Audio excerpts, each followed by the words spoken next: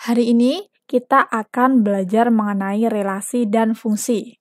Sehingga yang akan kita pelajari hari ini adalah yang pertama, mengenal relasi. Jadi kita nanti akan mengetahui apa sih itu relasi, kemudian cara menyatakan relasi itu bagaimana.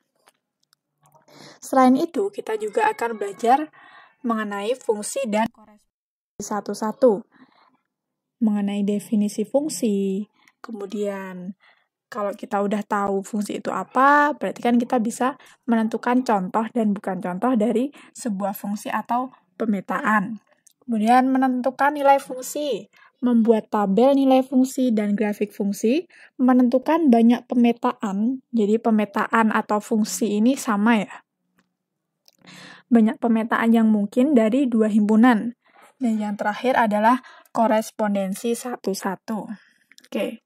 Nah, karena kita akan belajar mengenai relasi, berarti kan kita harus tahu terlebih dahulu apa itu relasi. Nah, relasi. Relasi ini dari kata bahasa Inggris. Teman-teman semua sudah tahu. Relasi, relation, artinya apa? Hubungan. Jadi, misalkan ada sebuah himpunan. Nah, kelas 7 kemarin kan sudah belajar mengenai himpunan ya. Jadi misalkan ada himpunan A yang mewakili himpunan anak-anak kelas 8 yang duduk di pojok baca. Kemudian ada himpunan B yang mewakili himpunan mata pelajaran. Himpunan A ini memiliki anggota, berapa anggotanya? 1, 2, 3, 4, 5. Ada 5. Ada Abdul, Budi, Chandra, Dini, dan Elo. Sedangkan himpunan B ada 7 anggota yang terdiri dari matematika, IPA, IPS, bahasa Inggris, kesenian, keterampilan, dan olahraga. Nah, kira-kira ada nggak hubungan antara himpunan A dengan himpunan B? Kira-kira nama relasi yang mungkin dari A ke B ini apa? Nama relasi yang mungkin dari himpunan A ke B itu pelajaran yang disukai. Jadi dari sini kan kita bisa tahu, oh ternyata Abdul ini suka matematika dan IPA. Kemudian yang suka pelajaran olahraga ini cuma si Chandra, ya kan? Nah, ini yang dinamakan dengan relasi di matematika. Selanjutnya, ada himpunan A yang beranggotakan beberapa kota, yaitu Jakarta, Kuala Lumpur, Tokyo, London, Bangkok. Dan himpunan B yang beranggotakan beberapa nama negara. Himpunan A dipasangkan ke B. Nah, ketika ini dihubungkan, kira-kira apa nama relasinya coba? Nama relasi yang mungkin. Ibu kota B. Selanjutnya, ada himpunan A yang beranggotakan 2, 5, 6. Dan himpunan B yang beranggotakan 3, 4, 5, 7. Nah, 2 ini dihubungkan ke 3, 4, 5, 7. Kemudian 5 ke 7, 6 ke 7. Kira-kira hubungannya A sama B ini apa ya?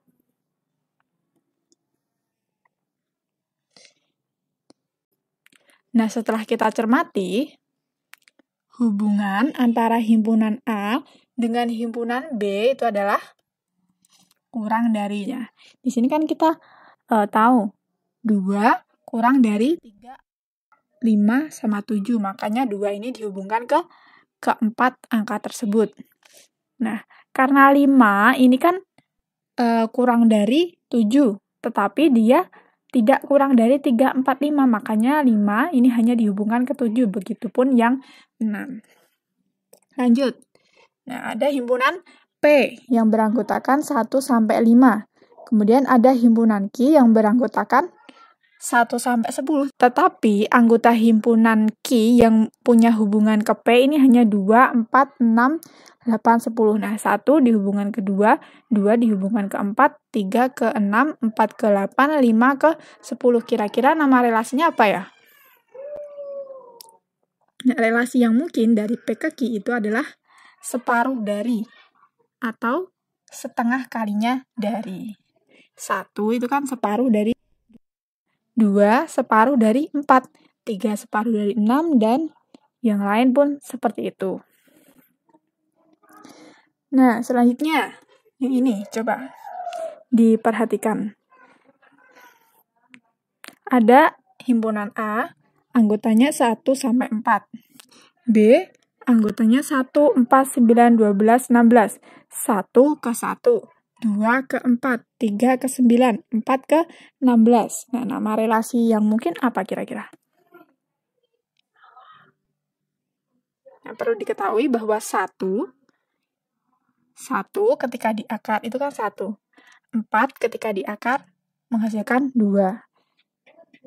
Akar 9 itu 3. Berarti kan nama relasinya adalah akar dari. Karena 1 akar dari 1. 2 akar dari 4. 3 akar dari 9. 4 akar dari 16. Nah, balik ke pertanyaan tadi. Jadi, apa itu relasi? Kalau misalkan ada dua buah himpunan A dengan himpunan B, maka relasi dari himpunan A ke himpunan B adalah sebuah aturan untuk menghubungkan anggota-anggota himpunan A dengan anggota-anggota himpunan B. Seperti tadi, setengah kalinya dari, kemudian ibu kota dari, terus apa lagi tadi? Kurang dari, akar dari. Kalau yang lain ya berarti 1 lebihnya dari.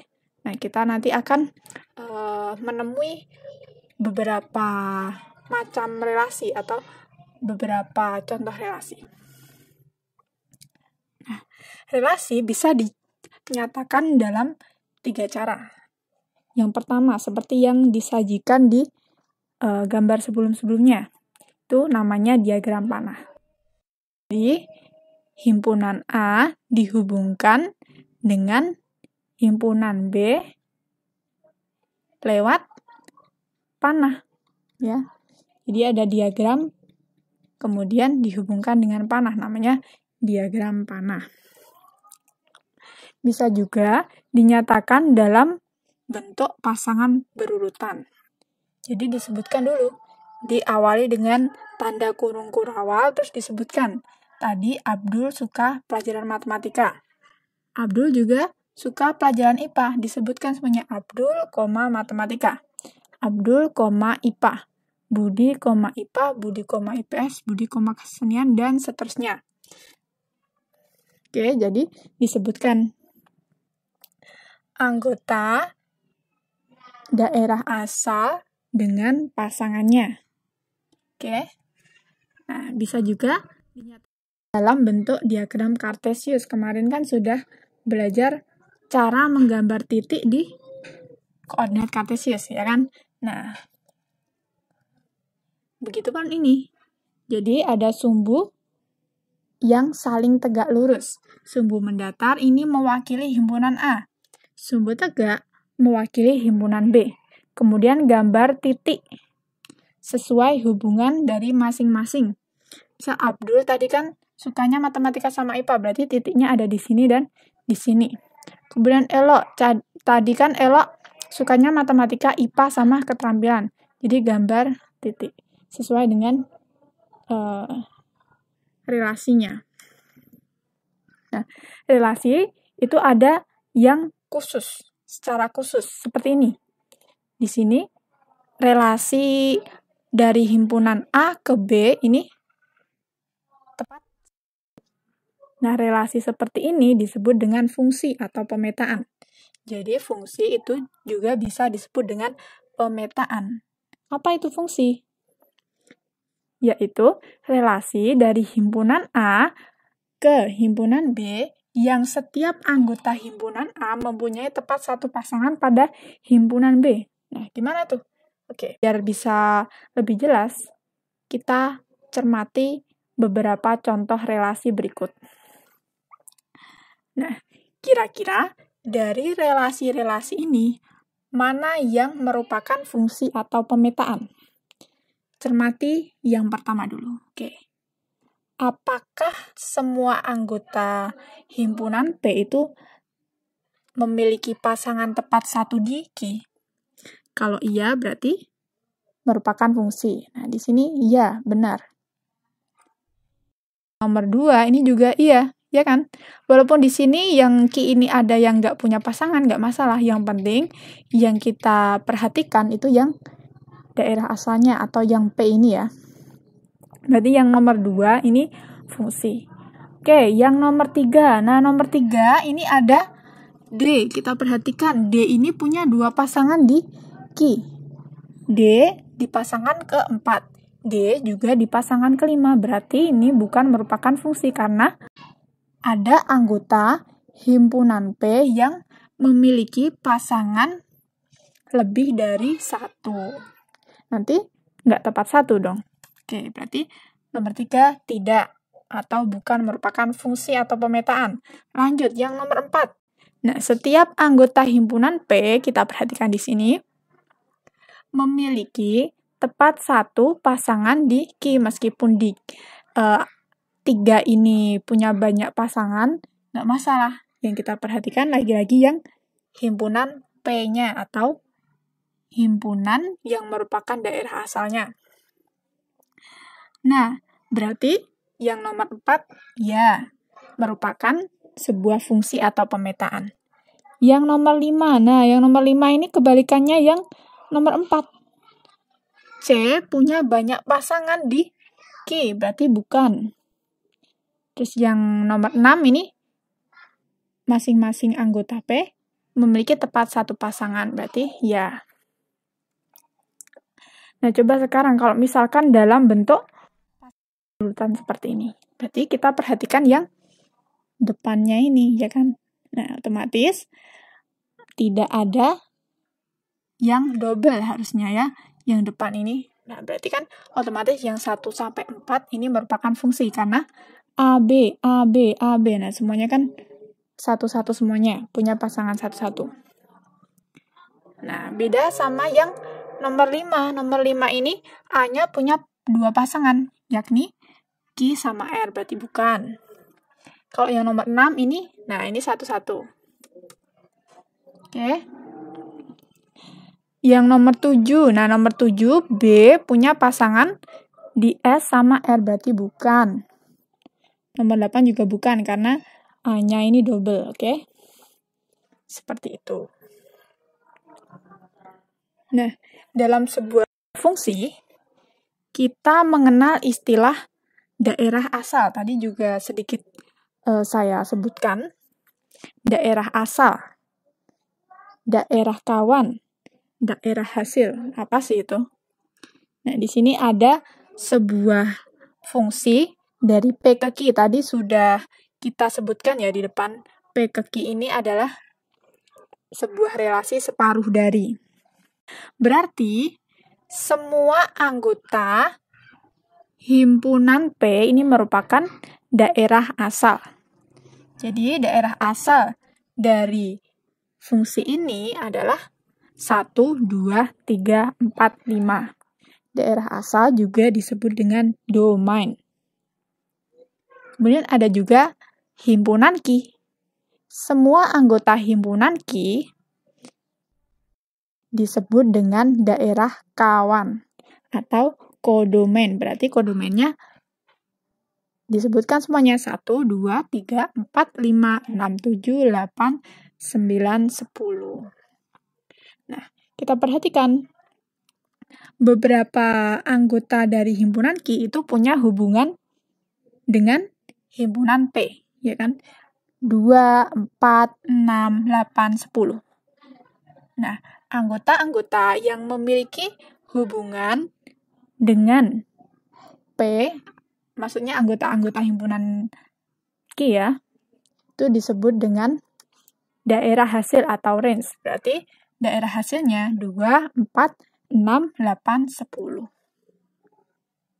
Suatu fungsi f dirumuskan sebagai fx sama dengan 3x kurangi 2 dengan daerah asal A sama dengan negatif 2, negatif 1, 0, 1, 2. Yang pertama, kita disuruh untuk menentukan daerah hasil atau range dari fungsi f(x) sama dengan 3x kurangi 2. Kemudian, kita harus menentukan juga letak titik-titik tersebut pada koordinat kartesius. Dan yang terakhir, kita harus menggambar suatu garis yang melalui titik-titik tersebut.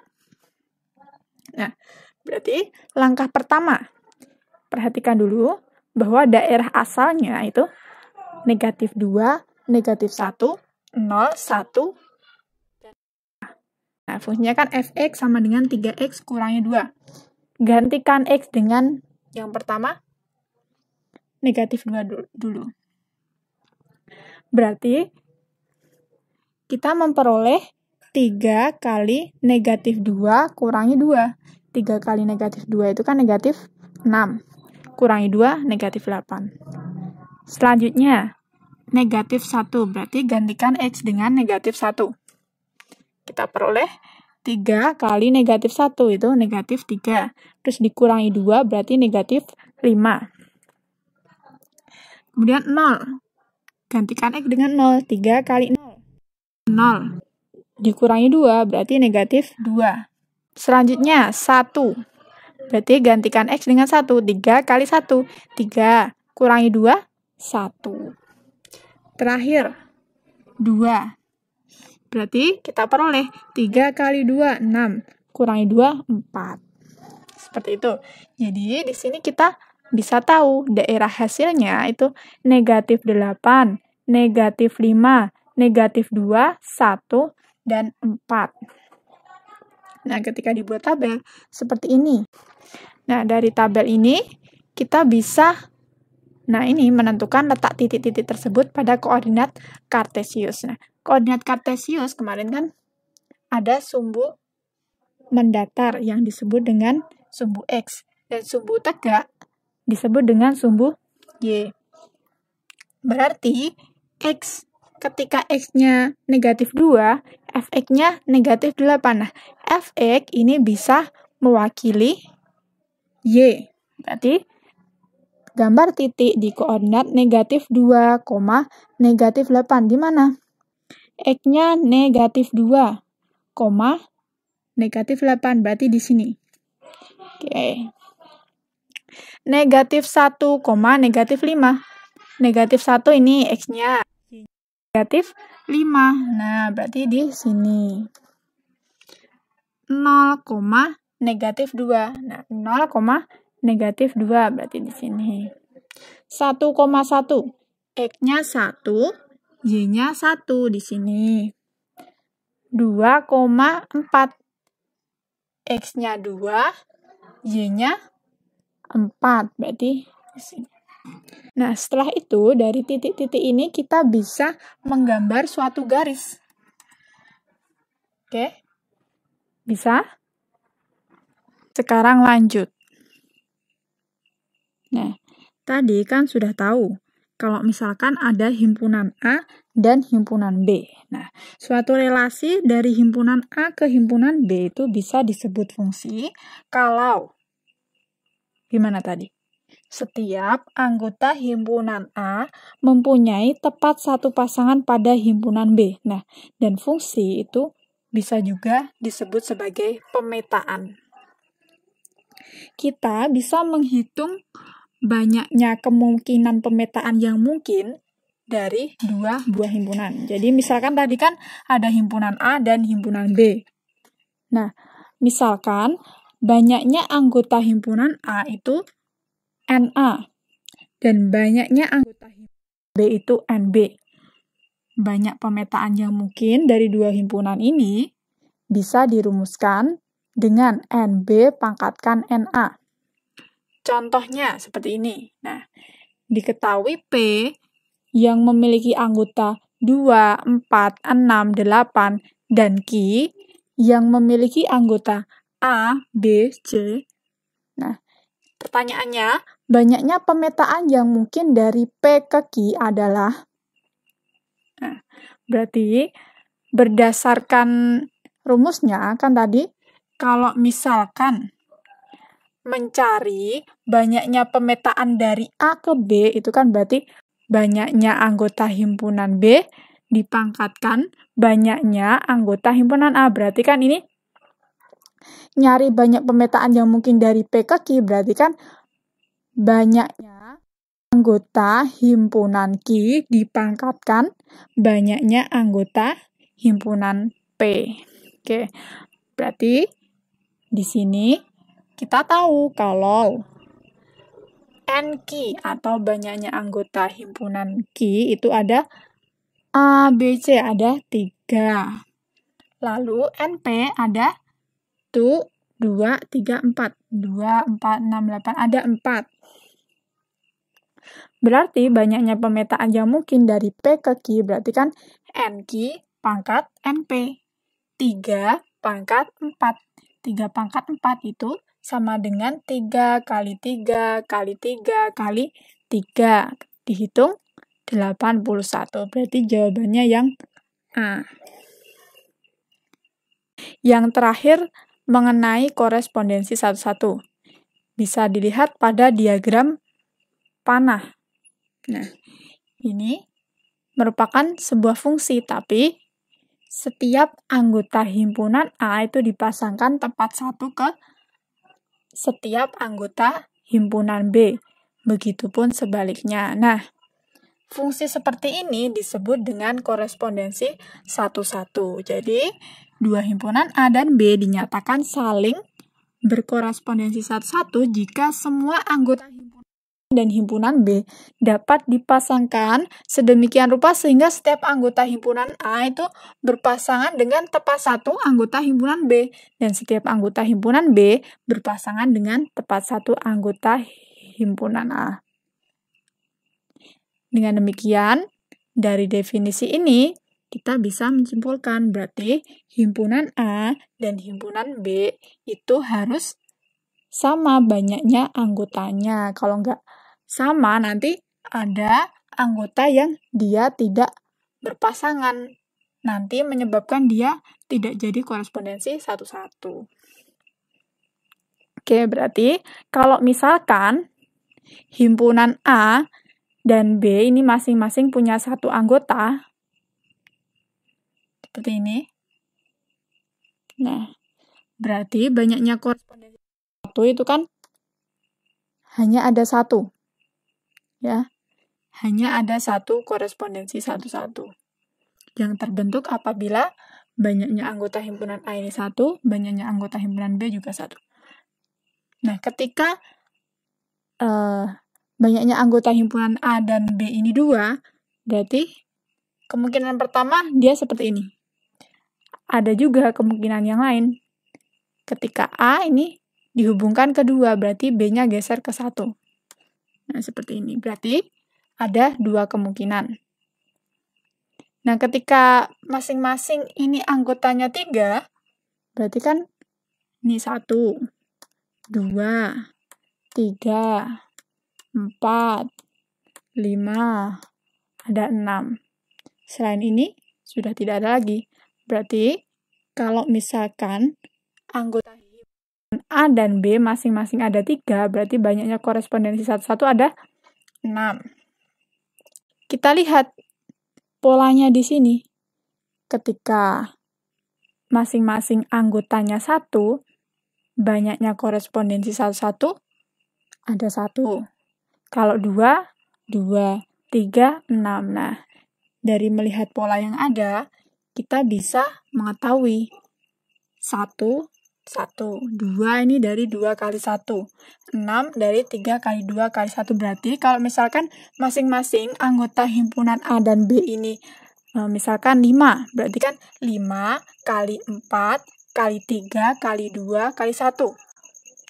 Kalau misalkan sebanyak N, jadi N ini adalah misalkan sebuah bilangan, berarti banyaknya korespondensi satu-satu yang mungkin dapat dibuat adalah N kali N kurangi 1 dan seterusnya sampai